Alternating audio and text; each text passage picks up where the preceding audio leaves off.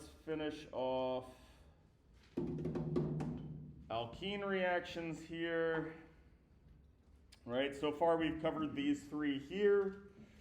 Just to summarize, well, actually, let's look at this page first. Remember this whole this document here, this little cheat sheet is posted on Canvas. To summarize here, we've gone over these three reactions, and for each one we had like these sort of special considerations. Remember, we made this little cheat sheet last class. This was just telling you what about each reaction we should know, okay? So you want to look back in the notes or the lecture slides for that little cheat sheet. It's just kind of summarizing everything we need to know about the various reactions. For this HBr, right, we're adding H and Br. The important part about that was that this was what we called a Markovnikov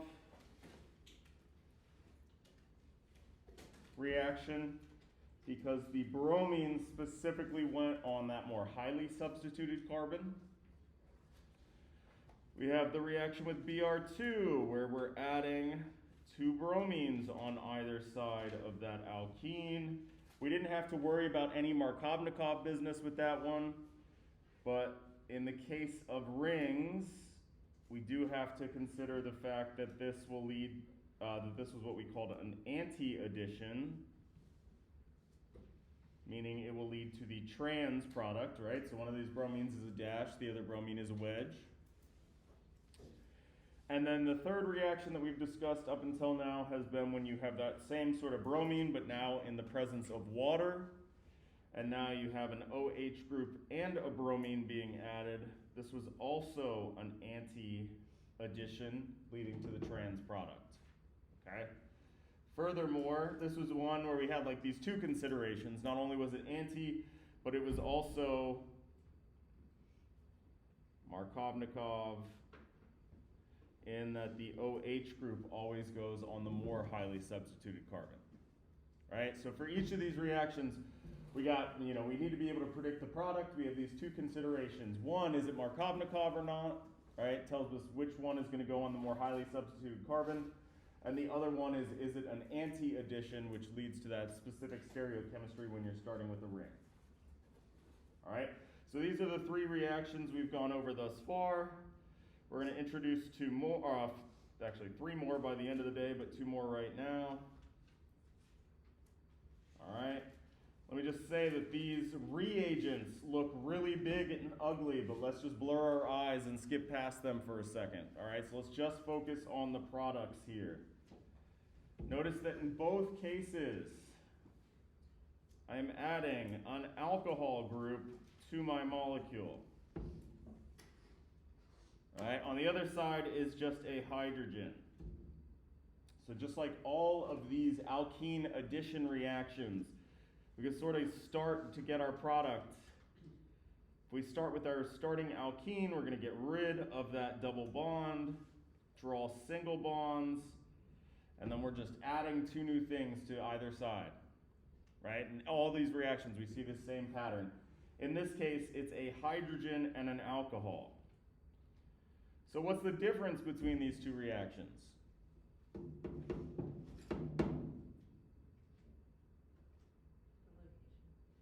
Location, right? So the difference is whether or not the alcohol group, the OH group, goes on the more highly substituted carbon. What do we call that?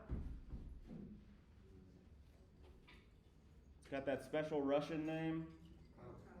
Markovnikov. So we have the Markovnikov addition. Nikov. Okay? Or the reaction where the OH group specifically goes on the less highly substituted carbon, what we call an anti-Markovnikov.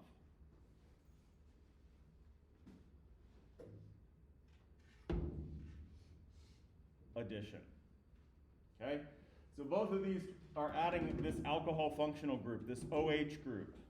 All right? The difference is whether it goes on the more highly substituted carbon or the less highly substituted carbon. If it goes on the more highly substituted carbon, we call that Markovnikov. And this is our first example where, of an anti-Markovnikov reaction where it actually goes on the less highly substituted carbon. All right, but that's the big difference between the two. Again, I told you you're not going to have to like memorize these reagents, but we do want to be able to spot them, right? Like to sight recognize them. So the key giveaway for the Markovnikov addition is mercury.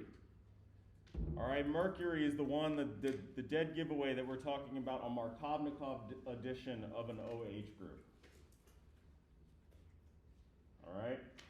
And likewise, again, just to make it sort of easy to spy something real quick, right? Because again, we're not going to have to list these, we're not going to have memorize these or be able to write them down, but we do need to be able to recognize them.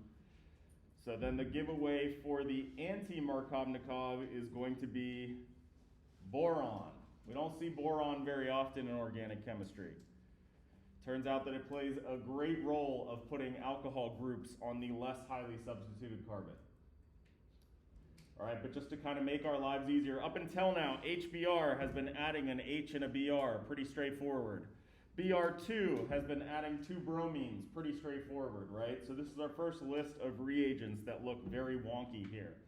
So let's just make a little cheat sheet here. Again, for the Markovnikov addition, we're looking at this mercury here. That's going to be the giveaway. And for the anti-Markovnikov, it's going to be the boron there. Okay, again, our goal is to be able to just sight recognize these reagents. All right, so let's just do some examples, make sure we got this Markovnikov, anti-Markovnikov business down.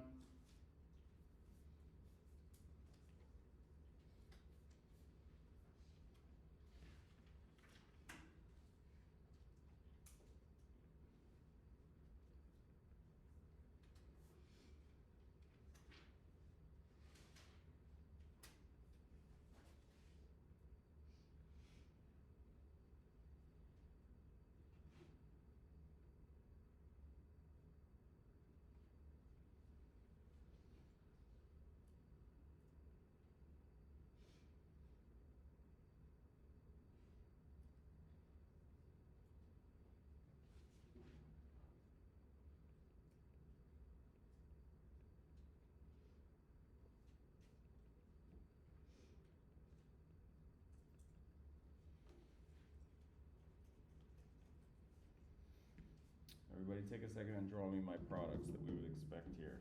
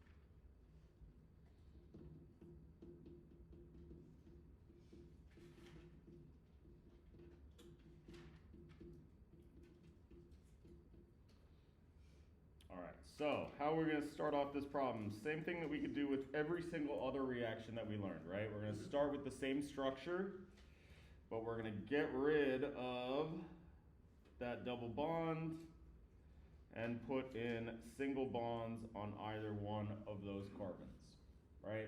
Those are these addition reactions. We've seen this with every other reaction of alkenes. So, when in doubt on the exam, just start drawing single bonds on those carbons, right?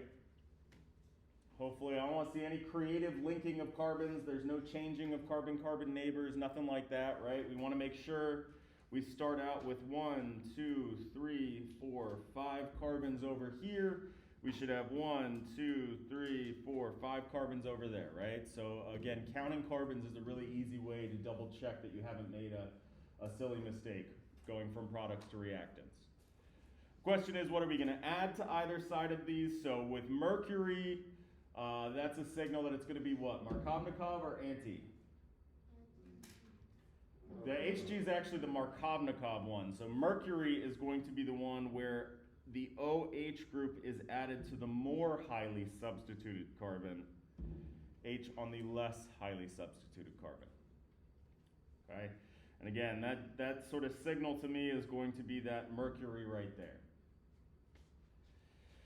And again, and I guess sort of just take a step back, when we're looking at our starting molecule here, we look at, again, we're adding something to either side of that double bond. So we're going to be adding something to that orange carbon and adding something to that green carbon. The difference is how highly substituted that they are. This orange carbon is a secondary carbon compared to the green carbon, which is a tertiary carbon. So that's how I had my Markovnikov addition to the more highly substituted. So then over here, so first of all, to start it off, same idea. I'm going to take my starting alkene, get rid of that double bond, put in the single bonds, but now I have the boron. That's my signal that this is an anti-Markovnikov. So it's going to go on the OH group on the less highly substituted carbon. Okay? So similar to before, we have to look at these two carbons and determine which one is more highly substituted, and that informs where we put our new functional group. Right? We saw the same thing with the other reactions that we learned as well. All right? Similar to the other reactions, we have these like stereochemistry considerations here. So if we started out with a ring and we added this boron containing compound, we would have a particular stereoisomer as our product. Notice that this time our two groups that are added are cis to one another. They're on the same side. Previously we called it an anti-addition when they were on opposite sides. We call this a Syn addition when they're added to the same side. Okay? And actually both of the, so good news, there's a little bit easier to remember. Both of these methods of creating these alcohol groups on there are both Syn additions, whether you use that mercury reagent or the boron reagent. Both of them are Syn additions. So both the hydrogen and the OH group are added to the same side of the molecule. Again, only something we got to worry about when we're starting out with a ring, but nonetheless.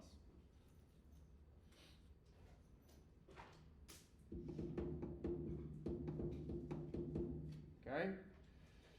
So, previously with our other two reactions that we learned about, they were both anti-additions, so those two groups were added to opposite sides. Now we have our first example of Syn additions where they're added to the same side. All right, so let's just do a bunch of examples here.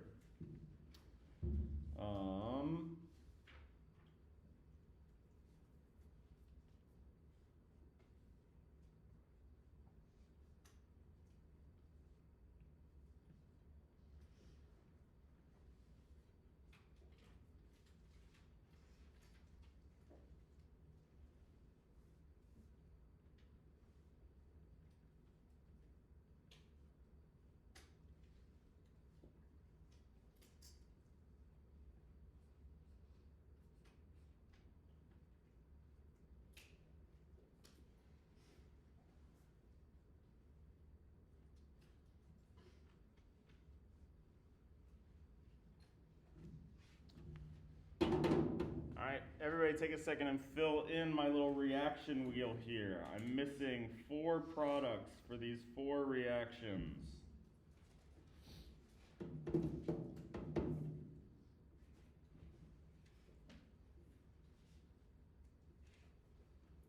All right, and this is exactly what I could ask you to do on an exam, right? Give you a starting substrate, a reagent, and ask you for the product.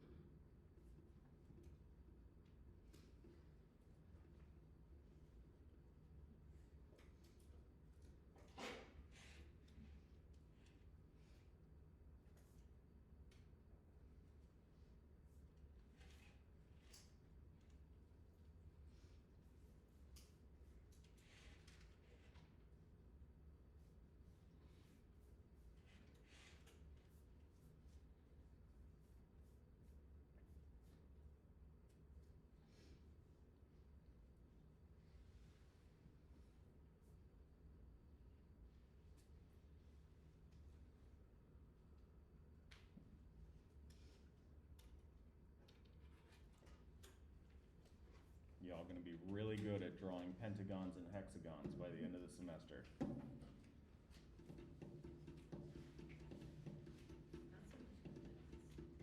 Pentagons are harder than hexagons for sure. And the 7-sided ones are like disaster. That's the one I was trying to say.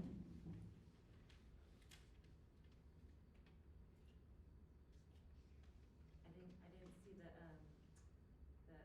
in with the cyclo ones, I didn't see where you could just put the number in so you can do it for yourself, so I was like getting frustrated with it. Oh yeah, they have their own little template that you should use for those.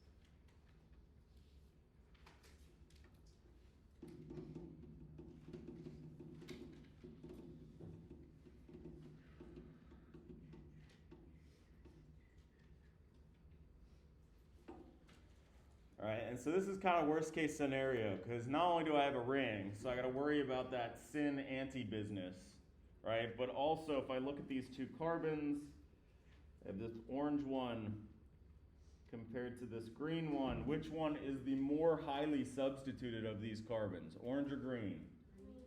Green, right? So now all of a sudden I have to worry about that Markovnikov, anti-Markovnikov business. So again, this is kind of worst case scenario, because in this particular reaction, you have to put your functional group in the right place, but you also have to pay attention to stereochemistry using those dashed and wedged bonds. Okay? So let's start with the easiest one, which is probably this one here, Br2, because now I'm just adding 2 bromines. So again, I'm going to start with what I'm given, my little pentagon. I'm going to get rid of that double bond and put in single bonds on either one of those carbons. In this case, I don't have to worry about Markovnikov, anti-Markovnikov, because I'm just adding bromine to both carbons, so I can kind of just right off the bat. But I do have to pay attention to stereochemistry, right? So if I'm going to make, and this is what we would call an anti-addition. So I'm going to make one of those bonds a wedge, and that means the other one has to be what? A dash or a wedge? Dash, right? It has to be the opposite of what I just drew. So this bond right here has to be a wedge. So then I have to be good and make that other, what in this case was a methyl group, into a wedge. All right? And what this shows is that these 2 bromines were added to opposite sides of that ring, right? The wedge represents a bond that's pointed into the page, and the dash represents a bond that's pointed into the page, and the wedge represents a bond that's pointed out of the page, pointed towards you, right? So this is what the whole point of these dashes and wedges is, to show stereochemistry, to show that these bonds are pointed in different directions.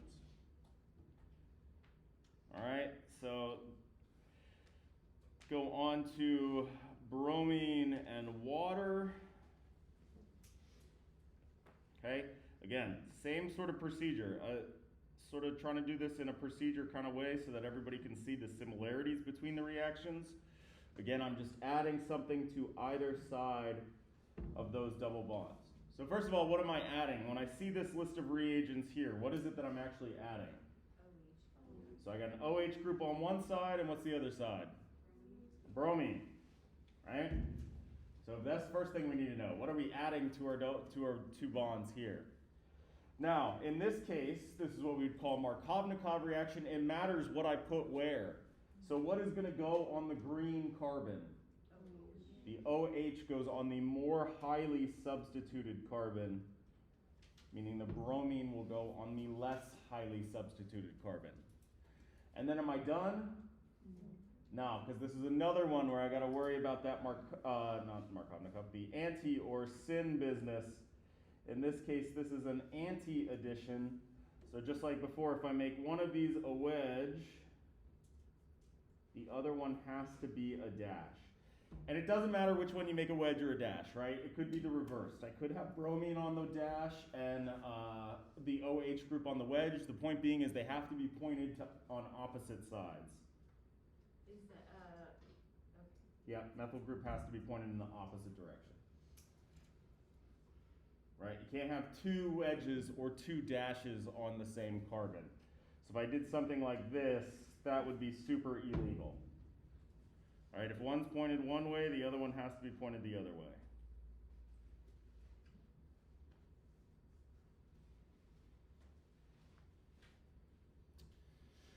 All right, and now we have the two that we just learned about today. Again, sort of same approach here. Start out with that starting molecule. Get rid of that double bond, put in two new single bonds, right? And in the case of my giveaway here is this mercury. This tells me, what am I adding? OH group. And on the other side will just be a hydrogen. These are called hydration reactions because notice that you're adding H2O to your molecule. Right, a hydrogen on one side and an OH group on the other side. So you're adding like a water molecule to your double bond here. All right, and so mercury tells me that this is going to be Markovnikov or Anti-Markovnikov. Markovnikov, so the OH group is going to go on the more highly substituted carbon. All right, so I got that Markovnikov business to worry about. In this case, this one was Markovnikov. And then I also have to worry about stereochemistry. Is this going to be a Syn addition or an anti-addition? This is our first example of a Syn addition, meaning if I'm going to make one of these a wedge, the other one's going to be the same thing. The hydrogen is also going to be a wedge. Likewise, I could make them both dashes. Doesn't matter. Point being is the hydrogen and the OH group have to be pointed to the same side.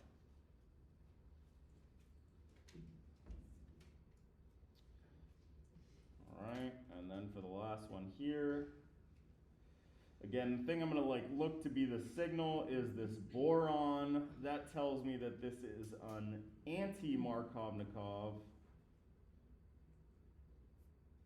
Dude should have a shorter last name. So, again, I'm going to put in single bonds on either side of those carbons. Anti-Markovnikov, so that OH group is going to go on the less highly substituted carbon.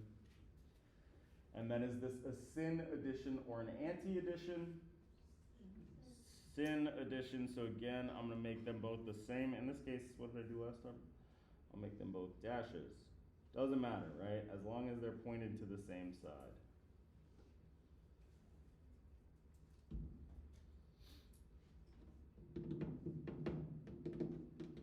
Right, so for each reaction, those are the two main considerations. Markovnikov versus anti-Markovnikov, is there a specificity as to what I put where? And then Syn addition versus anti-addition, which is specifically only relevant when we have a ring. Right, so this example here is like worst case scenario because we got both of these things that we got to consider in order to get our product correct. There's actually a fifth reaction that we've learned about thus far, which is when we just have HBr. Everybody take a second and draw me the product when we have HBr.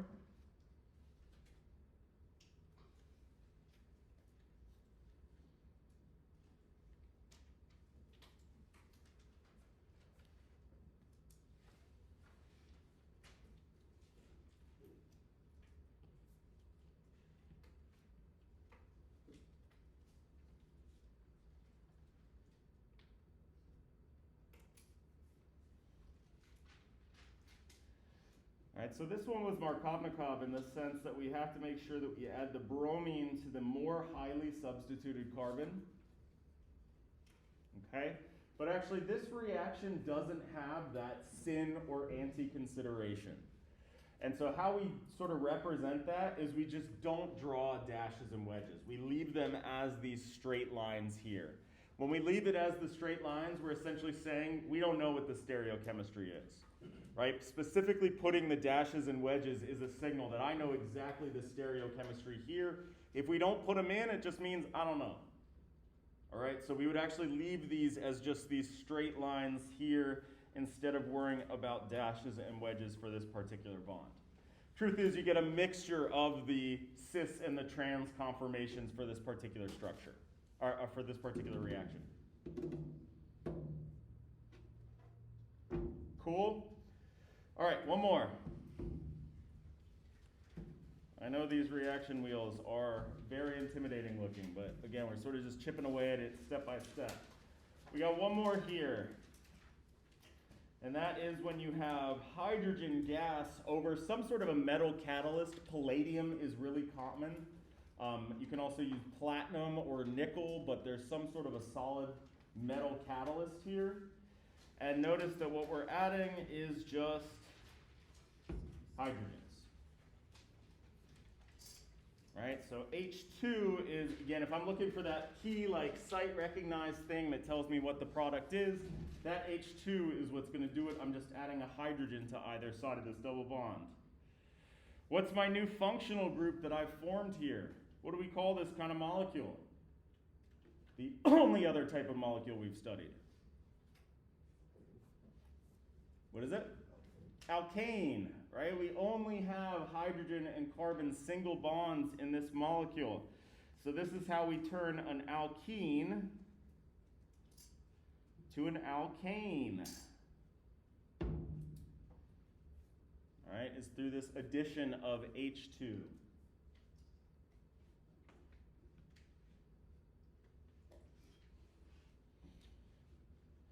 All right, and kind of the way that these reactions work, let me see, I think there's a picture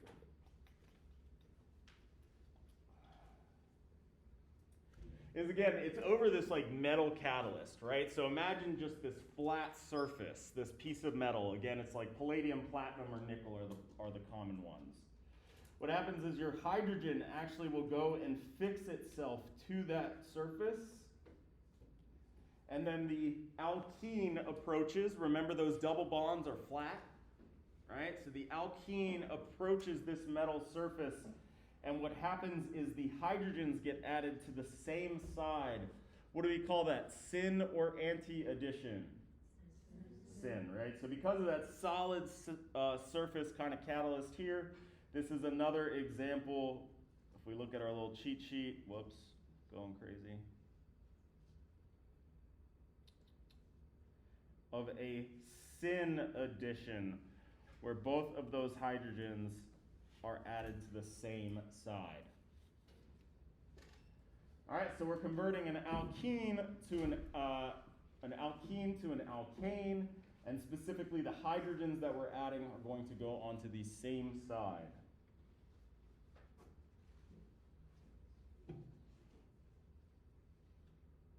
Okay.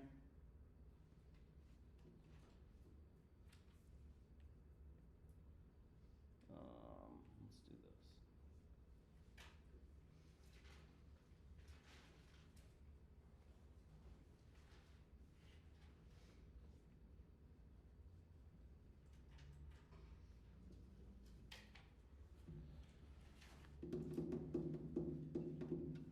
Let's do one of the other ones.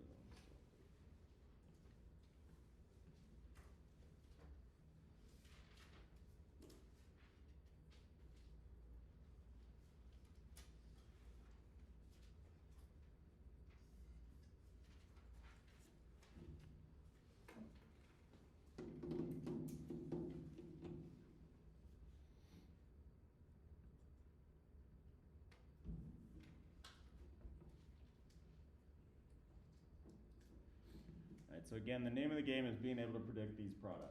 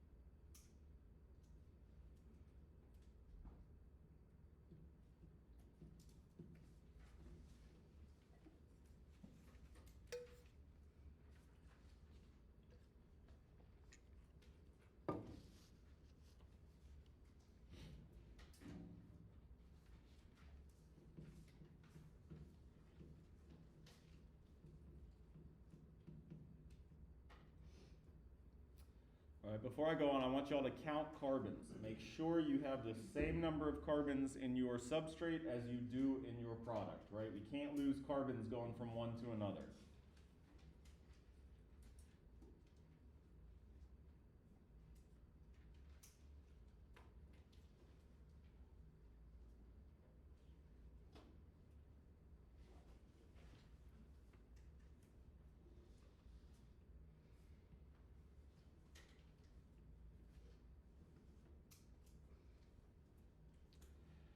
Alright, so same strategy as always. I'm going to get rid of this double bond, put single bonds on either side.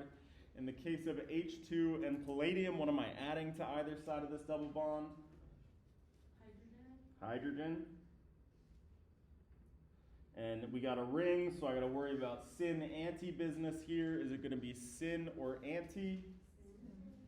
So both of these hydrogens have to be added to the same side. So let's go wedge here. Doesn't really matter. Which means that these methyl groups have to turn into dashes. So what I mean by counting carbons, make sure that you don't accidentally get rid of these methyl groups. They don't go anywhere, right? They're still attached to this molecule. So make sure that you have 6 carbons in both your substrate and your product. Another way that you could have drawn this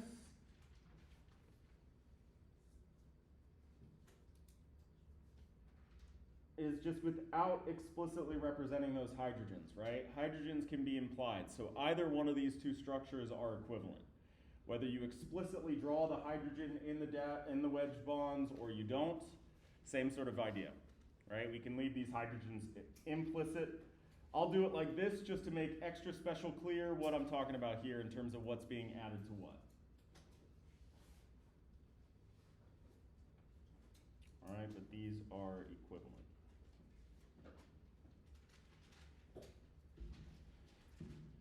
All right, now I got Br2.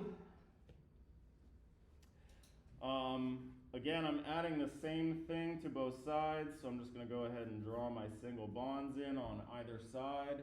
In this case, I'm adding bromine. But now, is this one going to be syn or anti? This is what we call an anti-addition, means I'm going to have to make one of these a dash or a wedge, and the other one a dash. All right, so then importantly, got to make those methyl groups the opposite. All right, again, importantly, you got the bromines pointed on opposite sides. All right, and then for this last one here, this is actually a Markovnikov reaction. So which one of these is more highly substituted, the green carbon or the orange carbon? Who thinks the orange carbon? Who thinks the green carbon? And who thinks it's a trick question? Awesome, right? So they're both got the same degree of substitution. They're both tertiary. So in this case, my product would be the same no matter which one I put it on. You can just choose arbitrarily here. And then now, because it's a ring, I got to worry about this syn anti business. This is going to be what? Syn or anti? So this is one of the ones we just learned about, which is syn. So if I make this one a wedge, I'm going to make this one into a dash.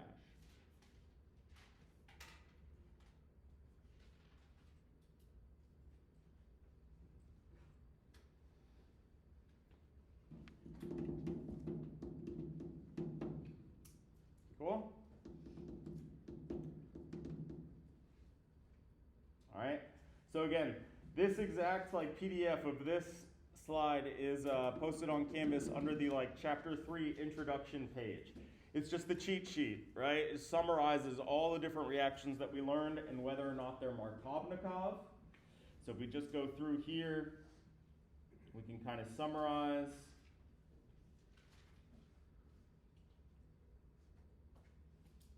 All right, so this was the first one we learned. And this one is indeed Markovnikov, which means Br on more highly substituted right? The bromine is always going to go on the more highly substituted carbon. Then we learned about this Br2 addition. Doesn't matter, because you're adding the same thing to either side, right? So your Markovnikov, anti-Markovnikov, you don't have to consider that at all. The Br2 and H2O, now we're adding a bromine to one side and an OH group to the other side. This one was also Markovnikov. And that the OH group goes on the more highly substituted. Okay? OH group on whichever carbon is more highly substituted. We just learned about this, how we make alkanes, adding H2. Again, doesn't matter, adding the same thing to both sides.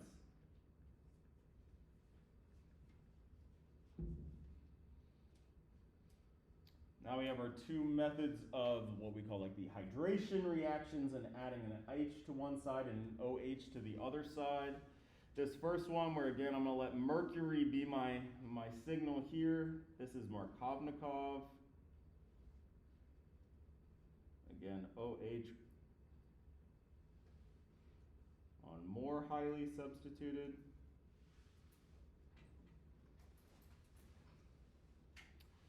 And then for the other one, I'm going to let boron be the one that tips me off as to what's going on here. And we called this one, this is actually our only example of what's called an anti-Markovnikov, where OH goes on the less highly substituted carbon.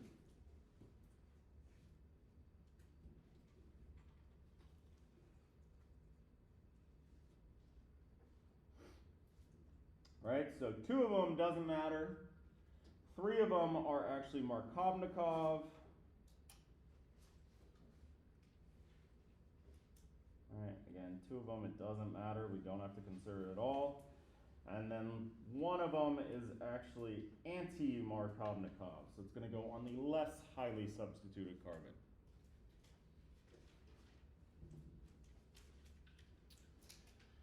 All right, and then we also had this little cheat sheet here, which summarizes something different, and this is whether or not these are syn or anti additions. Again, for that first reaction that we learned with HBr, we don't have to worry about it, doesn't matter. It's neither syn nor anti. You're not going to get a specific stereochemistry out of it. When we add Br2, it goes on opposite sides, right? One of them's a dash, one of them's a wedge, so this is what we called an anti-reaction. Same thing when we had Br2 and H2O. The OH is going to go on an opposite side from the bromine, so this is also an anti-reaction. For our hydration reaction, not hydration, it's actually called hydrogenation, but whatever, doesn't matter. Where we're adding hydrogen. This was a syn reaction. Both of those hydrogens go on the same side. Same thing for our ways of making these alcohol groups, right? So when we're adding the OH group and the hydrogen, again, I'm going to let mercury kind of tell me what's going on here. This is a syn reaction. And same thing down here, we also have another syn reaction. Right, so the difference between these two is one of them's anti-Markovnikov and the other is Markovnikov.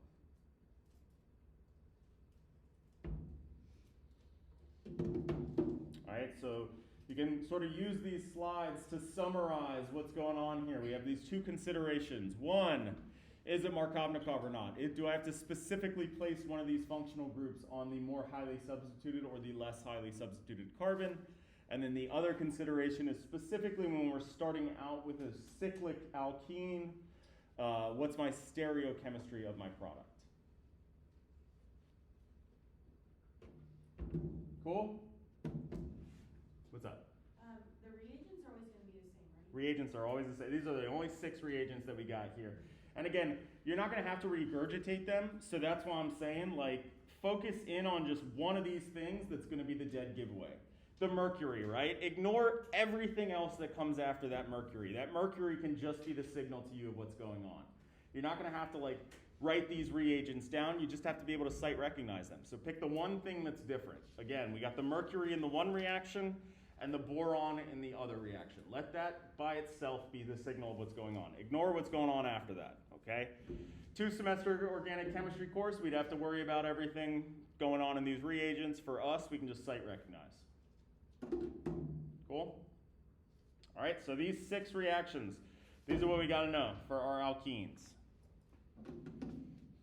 All right, so we got 5 minutes left. Let's do a little bit more practice.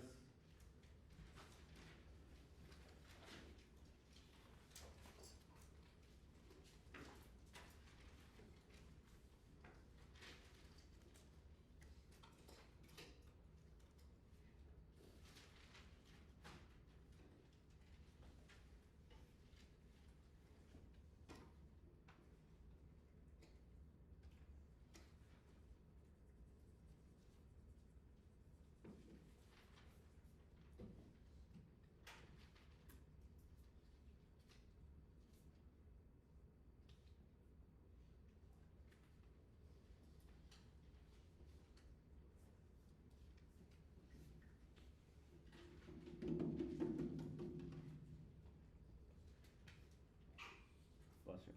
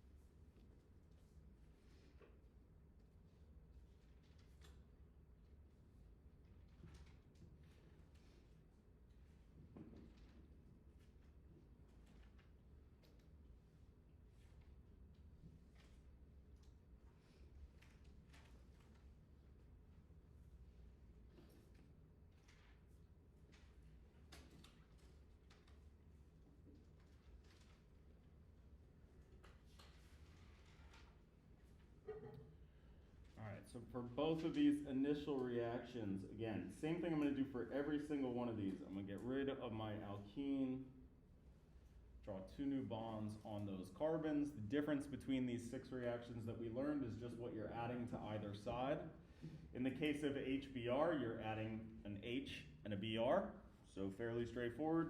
Importantly though, where is the bromine going to go? On the green or the orange carbon?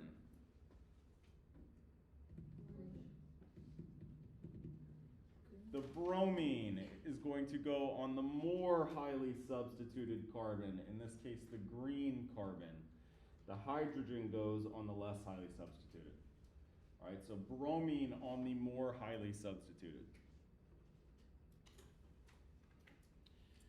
In this reaction, when we have the presence of water now, Br2 in the presence of water, the bromine's going to go on which carbon? This one's going to be the orange one, right? So this is where OH group goes on the more highly substituted carbon.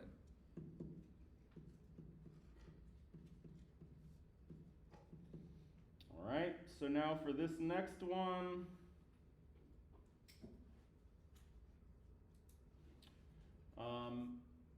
which carbon is more highly substituted, green or orange? Or are they equal? They're equal. So in this case, there's no preference, right? This Markovnikov, anti-Markovnikov is only if one of the carbons is more highly substituted than the other.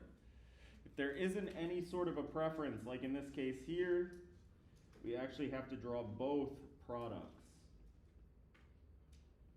So I'm going to have one where the OH group goes on the orange carbon, and the other where the OH group goes on the green carbon, right? Both of those products I would get from this because neither of those two carbons is more highly substituted. All right, and so similarly, sort of applying that same logic, neither one of these carbons is more or less highly substituted, so I would get the same products whether I treated this with the mercury reagent or the boron reagent. Right, because there's a tie in these green and orange carbons, they're both secondary carbons, I would get the same product for both reactions. What's up? For exams, do we have to write both products? Yes, yep. Yeah, because they're two different molecules, right? They're two unique molecules. As well as for OWL, if that sort of situation comes up on OWL, you'd have to give two products. What's up? Like in the previous example, how we have the ring, would we also need to draw both of them? So, because, where was that? Is the one with the square. Where's the square? So, these two molecules would be the same because this basically because of how symmetric this molecule is, whether I put the OH group on the green or the orange carbon, I'd actually be drawing the same molecule. So to draw them both would be redundant. They'd be drawing the same thing. In the other case, the OH group is on carbon 2 versus carbon 3. Those are two different molecules.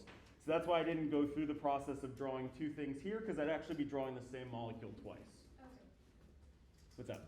With these hydration reactions, are we going to be needing to worry about the intermediate? No, we got nothing going on with any sort of intermediates for these.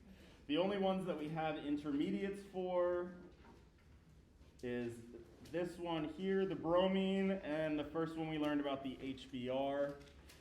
With the bromine, does anybody remember what I called those? They have a kind of a cool name.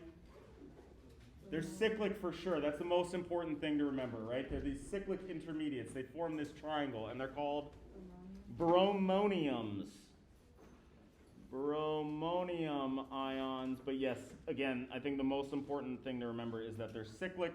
And with HBr, what was my intermediate? Anybody remember that? What we call carbon with a positive charge. Carbocations. So these had these carbocation intermediates. But those are the only two reactions that we learned about that we have to worry about intermediates for. Cool. All right. Break.